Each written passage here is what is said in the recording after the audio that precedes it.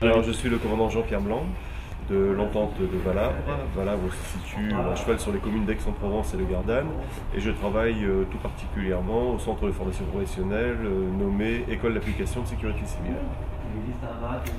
Et ben moi je suis le commandant Christophe Thénardier et je suis au service départemental d'incendie et de secours de la Loire, donc chez les pompiers du 42, et je m'occupe de la formation.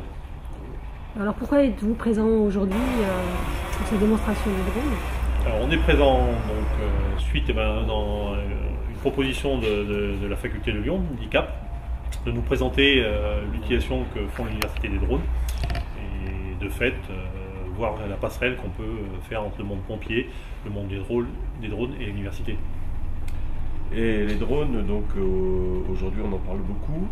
On ressent que c'est très prégnant dans le paysage des services d'incendie de secours pour diverses applications, qu'elles soient opérationnelles ou dans le domaine de la formation, mais je pense qu'on y reviendra dans un instant. L'application envisagée dans le monde sapeur-pompier, je pense qu'elles sont multiples, soit un aspect opérationnel, donc le drone en opération, et après purement hors opération, le drone sur la formation, pour suivre des stagiaires, pour faire peut-être de la simulation, et après multiples activités dans de la prévision, dans de la prévention. Voilà, je pense qu'il n'y a pas un panel assez large d'utilisation du drone. Je ne sais pas si tu peux compléter.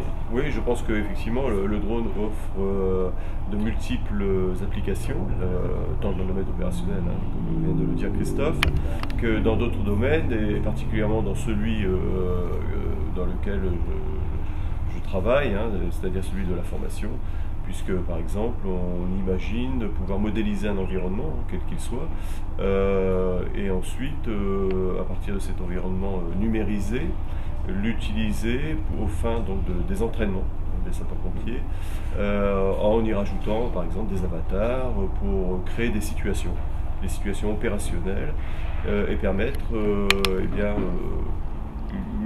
un autre vecteur que la formation présentielle pour la professionnalisation des sapeurs-pompiers. Et parmi les drones qu'on a vus ce matin, est-ce qu'il y en a qui vous intéressent plus particulièrement?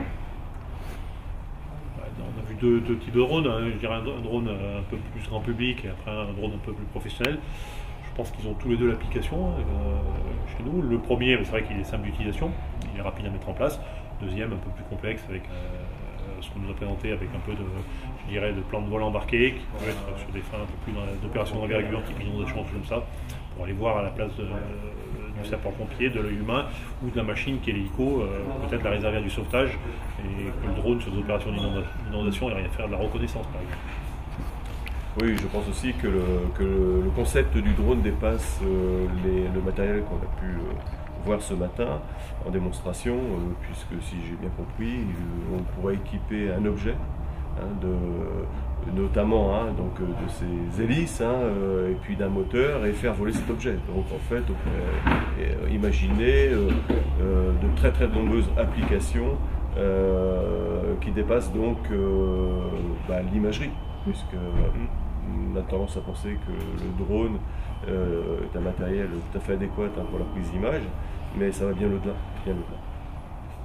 Merci. Merci. Ça va ?